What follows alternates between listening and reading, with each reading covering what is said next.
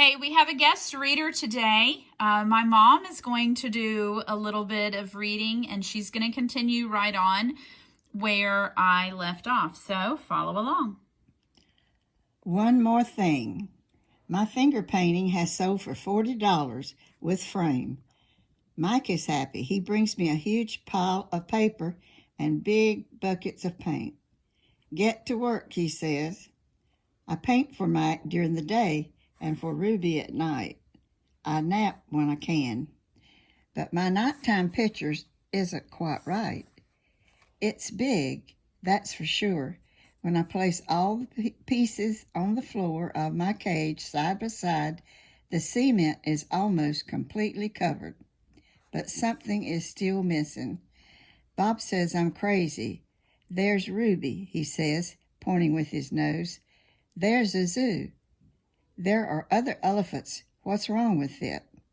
It needs one more thing, I say. Bob groans. You're being a temperamental artist. What could be missing? I stare at the huge expanse of colors and shapes. I don't know how to explain to Bob that it isn't done yet. I'll just have to wait, I say at last. Something will come in to me, and then I'll know my painting is finally ready. The 7 o'clock show. During the last show of the day, Ruby seems tired. When she stumbles, Mac reaches for the cloth stick. I tense, waiting for her to strike back. Ruby doesn't even flinch. She just keeps plodding along, and after a while, Snickers jumps onto her back. 12. I lie in my cage with Bob on my stomach. We are watching Julia do her homework. She doesn't seem to enjoy it. I can tell because she is sighing more than usual. Again, for the 100th time, or maybe the 1,000th. I wonder what is missing from my painting. And for the 100th time, or maybe the 1,000th, I don't have any answer. Dad, Julie says it as George passes by with a mop. Can I ask you a question? May I? George corrects, asked away. Julia glances down at a piece of paper. What's the difference between the words spelt P-R-I-N-C-I-P-A-L and the one spelled P-R-I-N-C-I-P-L-E? The first one is the head of a school, like Mr. Garcia. The second one is a belief that helps you know what's right or wrong. He smiles. For example, it's against my principles to do my daughter's homework for her. Julia groans. If I'm going to be an artist when I grow up, why do I need to know how to spell? With a laugh, George heads off. Poor Julia, I think. Gorillas get by just fine without learning how to spell. All those endless letters, those sticks and circles and zigzags, filling up books and magazines, billboards and candy wrappers. Words. Humans love their words.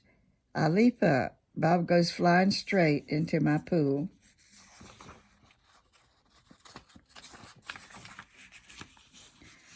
A word.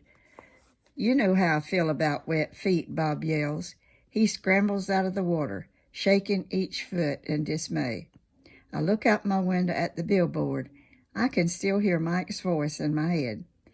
Come to the exit, 8 Big Top Mall and Video Arcade, home of the one and only Ivan, mighty silverback.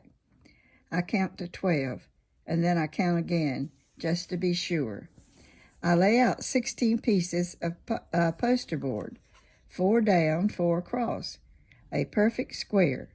What are you up to? Bob demands. I'm guessing it doesn't involve sleep. It has to do with the billboard. That sign's a monastery, particularly since I'm not featured. I grab my bucket of red paint. You're not on the billboard because you're not in the show, I point out. Technically, I don't even live here, Bob says with a sniff. I am homeless by choice.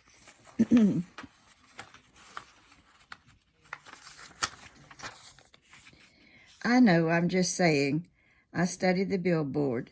Then I made 2 fat lines, like broom handles, and another fat line connects them. I stand back. What do you think?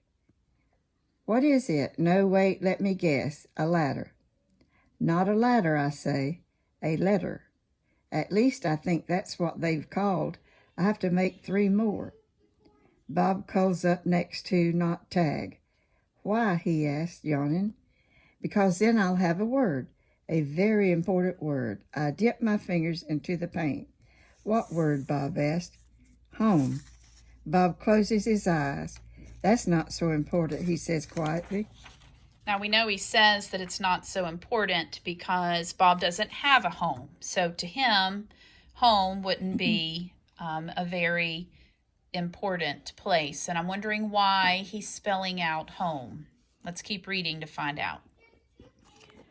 Nervous. All day long I knuckle walk circles around my cage. I'm so nervous I can't nap. I can't even eat. Well, not very much anyway. I'm ready to show Julia what I've made. It has to be Julia. She's an artist. Surely she'll truly look at my paintings. She won't notice the smudges and tears.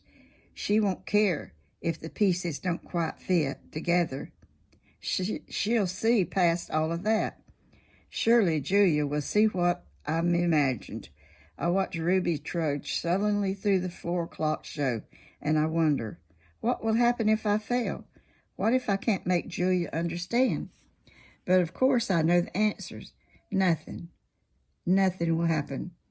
Ruby will remain the main attraction at the Exit 8 Big Top Mall and Video Arcade, conveniently located off Interstate 95, with shows at 2, 4, and 7, 365 days a year, year after year after year. Showing Julia. It's time to show my work. The mall is silent except for Thelma's, the McCall,